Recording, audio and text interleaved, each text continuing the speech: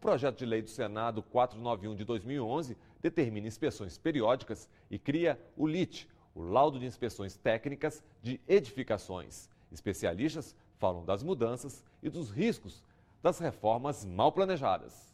Existe uma situação que eu chamo aqui no Brasil de me engana que eu gosto.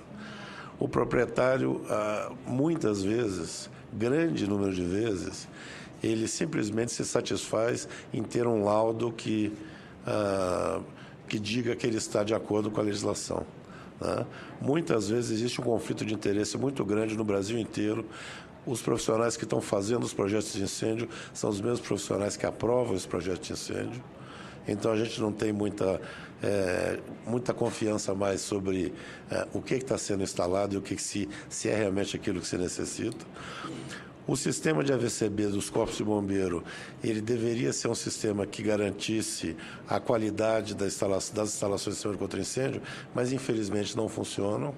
O AVCB é dado no momento em que para que o prédio tenha um habite-se, e depois, se não for provocado pelo proprietário, ele pode passar 10 anos sem ter um novo AVCB emitido, porque ele é sempre emitido, ele é sempre provocado pelo proprietário e não pela autoridade. A manutenção, como já podemos verificar em casos como aconteceram na Ponte Rio-Niterói, deve ser realizada com antecipação, de modo preventivo ou preditivo, de maneira a reduzir o gasto dessa manutenção, particularmente em obras públicas, obras de interesse urbano, como esse que eu citei da Ponte Rio-Niterói.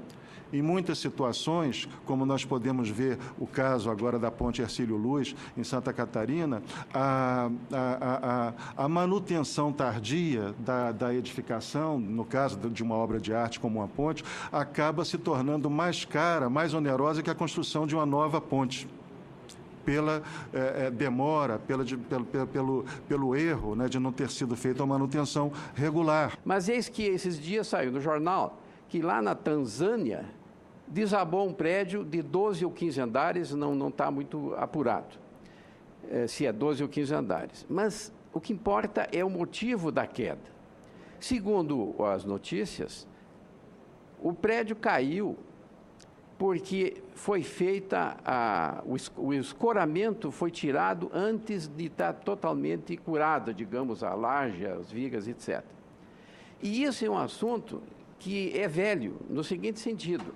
Há 40 anos atrás, quando eu me envolvia com construções, eu tinha um mestre de obras, que era um sujeito simplório, mas conhecia bastante, e ele me dizia o seguinte: olha, doutor Macir, a gente não pode deformar antes de 21 dias. Ele falava em deformar, ele queria dizer que tirar das formas de compensado, etc., e as escoras de eucalipto na ocasião. Mas a verdade é a seguinte, é que tinha esse cuidado de que deixasse secar tudo direitinho para não haver esse perigo. Posteriormente, os engenheiros aqui poderão ajudar nesse ponto, entrou o período dos aceleradores, que eles chamam aceleradores de pega, não sei se chama isso ainda hoje, eu não sei aí. Muito bem, então as coisas modificaram, talvez não precise mais dos 21 dias.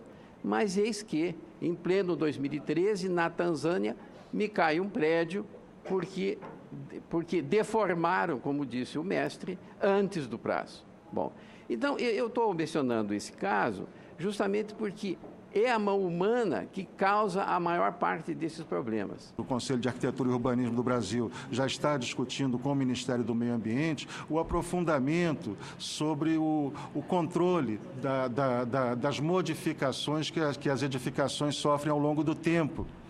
É muito difícil para os órgãos de fiscalização de exercício profissional controlar reformas internas. Nós estamos buscando estratégias que possibilitem a verificação de reformas pequenas, de apartamentos, de escritórios, que podem levar ao colapso uma edificação, como já citei aqui no início da minha intervenção. Então, é necessário, mesmo pequenas reformas internas feitas por leigos, que alteram, muitas vezes, a estrutura, ela não é de concreto, não é de aço, são estruturas portantes. e o deslocamento. Aqui em Brasília, que é uma cidade nova, as superquadras 107, 108, que foram as primeiras construídas, elas têm essa característica. Alguns dos pavimentos foram executados com alvenarias portantes. Na pressa de vencer o tempo, foi utilizada uma técnica comum, corriqueira, que em locais como Brasília, que tem fases de chuva muito longas, que são inimigas dos cronogramas das construções, né, de vencer na altura rapidamente a construção. Então, se faziam as lajes a cada 2 pavimentos. Levantava a estrutura, fazendo as lajes a cada 2 pavimentos para poder trabalhar de modo protegido. E as lajes intermediárias eram montadas sobre alvenarias portantes. Então, a demolição, o deslocamento de uma dessas alvenarias pode levar essa laje a vir abaixo e levar para baixo todo o resto da edificação.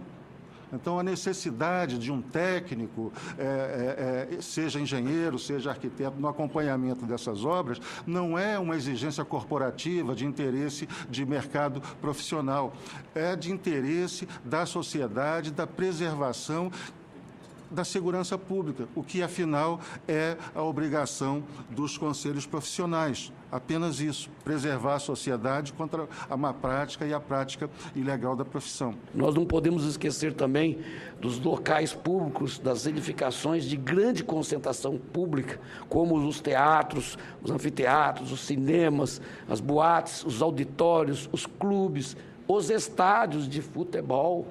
Nós assistimos aí aquela evento do desabamento lá na Fonte Nova, naquela marquise na Fonte Nova, lá caiu lá. Isso ocorre em todos os lugares.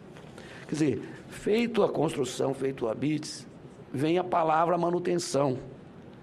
Para que ocorra a manutenção, tem que ser feita uma inspeção.